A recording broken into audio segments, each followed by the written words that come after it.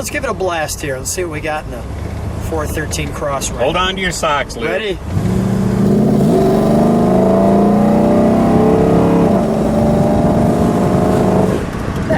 That's a great sound. That is one great sound. Hi, I'm Lou with another episode of My Car Story. And today we're out in Minneapolis in the suburbs, and I've got Randy Geyer, the owner of this car, and Mike Swedal, the restorer of this car. Randy, what year, make, and model is this one? This is a 1960 Chrysler 300F convertible. And this one is the F-bomb. That's correct. You're gonna like this. First of all, let's start, gentlemen, with the shirts. We have the Chrysler 300. Can we do our spin? Well, yeah. Thank you very much, the Chrysler 300. And when you take this one to the winner's trophy, what shirt do you wear then? Well, then we dress up a little bit fancier for the dinner and the banquet ceremony. Now, before you talk about that, this is the striping on the interior of the car. Correct. Black and tan with all the correct, embroidery of the emblems on the car. And then the F-bomb. This one, well, first of all, being a black 300F really makes the chrome pop. Randy, how long have you had this one? I've had this car since 2008. Now, Mike, when you restored this car, what was the condition on a 1 is a pile of rust, 10 is this was pretty good. Where did this one fall into place? I didn't actually do all of the work on this car. Your dad did? No, this was done by another restorer as well. So I can fill you in a little bit. The car was a solid car that was fairly rust-free. There was just a few small spots on it. But more importantly, it had all the parts. All the parts needed restoration, but they were all there. We didn't have to find very much. So it wasn't too bad then? Wasn't too bad a car at all. Okay. Yeah. How did it get the nickname the F-bomb? Well, because it's a 300F and it's got a big engine, it just seemed like F-bomb would be a good term. The right term for this one. We have the 300. Mike, how long did this take to restore from the other restoration? through the other restoration shops and through my place, 9 years. This one took longer. Okay, so it didn't take you long, only 9 years. That was a piece of cake, I see. It's not, that's not new to me. 9 years. Yeah, that's not new to me. So wow. The other. And I have seen this car. You're being very modest. I know that there were literally pinholes that you were filling piece by piece with metal. This is incredible. Let's take a look. Do we have the keys for the trunk and treats? And we've got the hot rodder's favorite tail light, the boomerangs. I'll just feature those as we open it up. Just before you open it, give me just a second. I want to show the whole back end. Yeah, the back end of these are just beautiful. Yeah, let's step back for a moment. What this is an option or this is standard for the car? That's standard on this car now. They had a nickname for it. Was it the toilet seat or something? Some people call it the toilet Let's step seat. back for just a moment, Mike. Technically, it's called the flight sweep deck lid. The flight sweep deck lid. That's what Chrysler calls it, yes. Wow, that is... And let me just show this quarter. Now remember, this is a black car, and I specifically put the sun on it. You could see how clean that work is. Mike, I mean, well done. Really, this is a brand new 1960 car. Go ahead. I slowed you down a couple of times now. Let's just jump right in. So we have lots of room in there. And is this a power antenna? Yes, yeah. Very nice. And then, Randy, you've got this block of wood here. There's a story behind that. Can you share that story with me, the block of wood story? Yes, Chrysler with their push-button transmissions, there was no selection for park. So you would put the car in neutral and then set the parking brake. Chrysler, as part of their production, included this wheel chalk, just a little wedge of wood, so that you could, if you were nervous about the parking brake, you could chalk your tire with it. There we go, and stop you from rolling down the hill. Before I knew any better, I remember looking through the trunk of one of these and going, what the heck is this? Tossing it in the garbage can. There you go. The young restorer.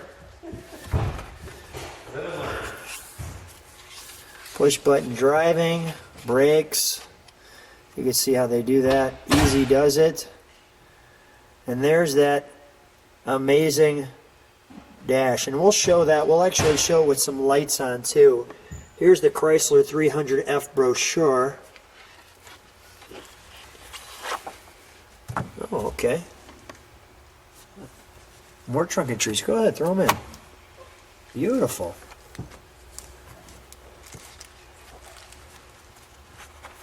Nice. Your car care plan. Very nice. Very stately. The RPM.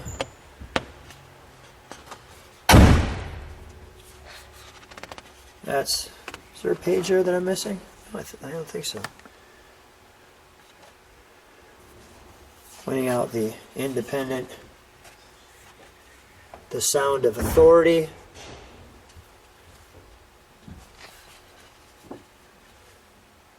The 413 cross ram, as it talks about here.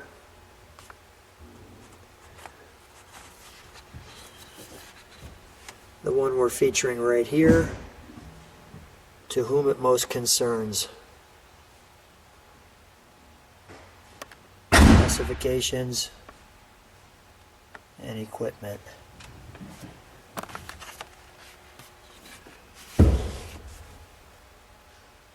Exclusive, exciting, engineered for action. Well, that's what we'll give you here on My Car Story, some action. All right. Mike, would you be kind enough to close that? Randy, can I open the door here? Sure can. Thank you. So as we open the door, there's going to be a couple special features right off the bat. Number one, we've got no question that you're in a 300. But check out, I want to show you this from the side. Notice how this just kind of smooths into that. Let me see if I can get that angle. Like that. And if I show you the same angle from the other way, you can see that that sticks out. That big lever to pull it with. Your pedals. I want to get that steering just right so you can kind of see that. And there, that's air conditioned car? This is air conditioned, yes. You can see by those vents up here. In fact, this car has power everything. Power windows, power door locks, power antenna, power seats, power steering, power brakes. What else is Look at there? the clear steering wheel. Whatever there's supposed to be, it's got. And if my friend Noel Hastalis was here, Power top, yeah. he would tell us that it was the last one off the production line. This was last convertible produced. Last convertible. There correct. was 5 more hard tops after this, and then they shut down the 1960 model year for the fake room for the pop open? 61s. Am I missing the? Just should just. There we go. Got it. I like how they made each seat its own individual bucket feel. And everybody gets 2 armrests Oh, I didn't notice in that. the whole car. Yep. And then you have your buttons here, your armrest here. Let me show you your controls. This is your turn signal switch, left and right, based on the way you're turning. Your push button transmission, lights, wipers, rear window. That's for a rear window defogger, defroster, which I don't have on this, being that it's a convertible. Dome light. Notice antenna. We have the 300 here for you. And now we're going to show you what this looks like in the dark. So I shared with you I wanted to show what the illumination looks like on this dashboard, which may be one of the greatest dashboards as far as illumination. Check that out. How that looks. And it's not only that, but you can see it has the park lights here. And if we come over here, the radio lights, and you have the tack as well. And even in the key and in the clock. Just so well done. The way that looks right there. And we're back. So here you have all of your features here. You have your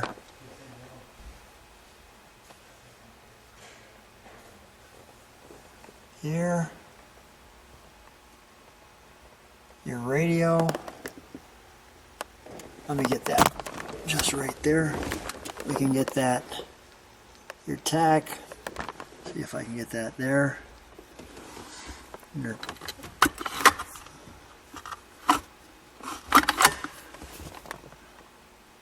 see the clock working. The word Chrysler. That's just a magical instrumentation cluster. That's the way it should be done. Let's take a look under the hood, shall we?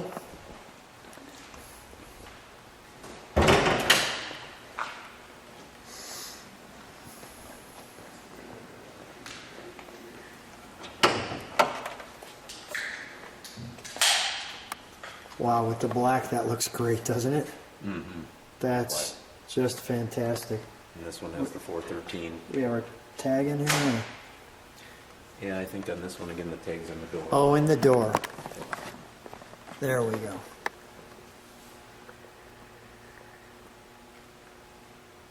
Tag in the door. And you're going to love the way this linkage works. We also have, I mean, just how clean this is up here. And the fact that it's air with that big air compressor. You know, it's kind of interesting. You don't think about 1960, but this is pretty complex. Oh, yeah.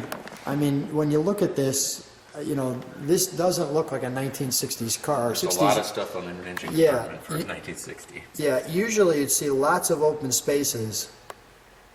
It's packed in tight, and if you think about it, how hard it would be to change spark plugs in this car. Oh yeah, look, I mean, there's no room here. But Chrysler actually made accommodations for that. And you can actually jack it up, take the front wheels off, and then there's access panels that can be taken off so you can get access really? to the See spark them with plugs. the bolts in there, Yeah. yeah, so you can. So they Those- thought that through. It's not easy, but it can be done without having to pull the engine out. The back spark plugs are the ones you cannot get at unless you do that. So. You have to and do that. wires, yep. They run through there and around. How back. many times do you see an original air conditioner on a car like this? Mike? Oh, not very often, no. And one that works, hardly ever. Well, I mean, the thing was back in that time frame, you either had enough money for the convertible or you had enough money for the air conditioner, not both. Not both. So, yeah, Pretty that's- rare. that is pretty rare. Okay, I think let's- it was really partly a reason for that was that being this was one of the very last 300s built, typically factories, at least back in that day, whatever parts were still on the shelf, they clearly weren't going to sell, so they just load them up and make some dealer take them and say, well, it's loaded with all the options. So they needed to get rid of all those parts, you know. Wow. All right, let's fire it up, shall we? Okay. You're going to enjoy how this mechanism right there works.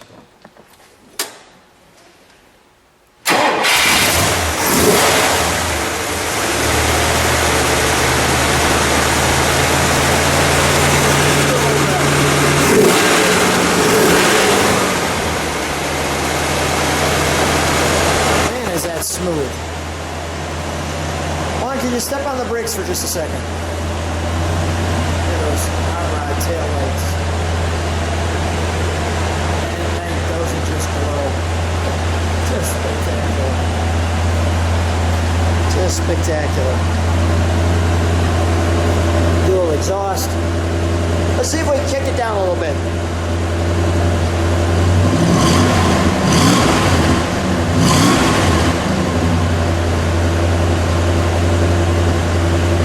Not yet.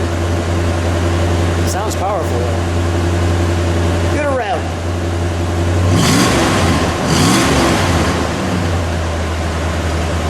There, it sounds a little bit better. Randy, let's take it for a ride. here we are in the 1960 Chrysler 300F convertible in black, air conditioned, aka the F-bomb. That's right, Lou. How does this feel driving? I think it's awesome. You know, when I first bought this convertible, it made me irritable. But the fresh air messed up my hair. Well, this one, I mean, talk about on a 1 to 10 scale, 10 being the top car. The color black, the fact that the chin is slightly raised, a little bit proud, a little smile in the bumper, and all of the chrome gleaming, the beautiful tail fins with the boomerang tail lights and the luminescent dashboard. Electroluminescent dashboard. I mean, it's a 10. It is a 10. I mean, it's just fantastic. I'll just show some people where we're driving. Have you? Now, I know you're actually one of the few people who have two 300F convertibles. I do, and they are both restored to a fare thee well. I like to say fare thee well. It's cool. I don't know what that means, but I'm laughing because it means it cost a lot. That is great. It means it cost a lot. Oh, that's hysterical. So, I mean, when you bring this to a show, is it to take first place? What's your motivation? Well, do you feel like drinking the milk in the winner's circle? Or that has happened from time to time. And then I sort of feel bad, and then I don't know. Yeah, I can see how bad you feel. It's breaking your heart.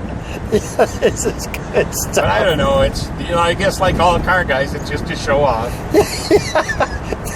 This gets the job done. Let me show us where we're at. We're in the twisties here, and it's got that nice little scoop, as you can see. But feel the ride. It's fantastic. This car handles like a Corvette. Of course, the Corvette guys will get mad at that. Yeah. They'll start saying their car handles like a 300F. Yeah. That'll be great. Actually, I've never ridden in a Corvette, so what do I know? I'm just making up stuff. Oh, it does feel good, though. There's no question about that. It handles beautifully. We're riding on bias ply tires, by the way. That's nice. And they roll just fine. I mean, it's this smooth with bias plies, and this literally takes us right back to 1960. I mean, it's a time machine, and it takes us right back to 1960, and it's so much fun, and it's a wonderful car. In this car, what I like to call a cocktail cruiser, because this is the old car. If you're old enough to remember back to 1960 and you're a little kid and you'd go for a ride on Sunday afternoon in a car like this, but first, Mom and Dad always mixed up a little cocktail for the road, you know. Something to loosen them up. My 1960 cocktail cruiser. And yeah, it takes you back in time with just the sensations and the feelings and the sounds. It's just different than modern cars. It's wonderful. It's absolutely wonderful. Let's give him just a little bit of acceleration in this little straightaway before we get our twisty. That's wonderful. Well, we are smiling like little kids right now, and I hope you are too. Randy, always a treat seeing you. So much fun. Thanks for being on the channel. Thanks for being on My Car Story. Well, thank you, Lou. It's my pleasure.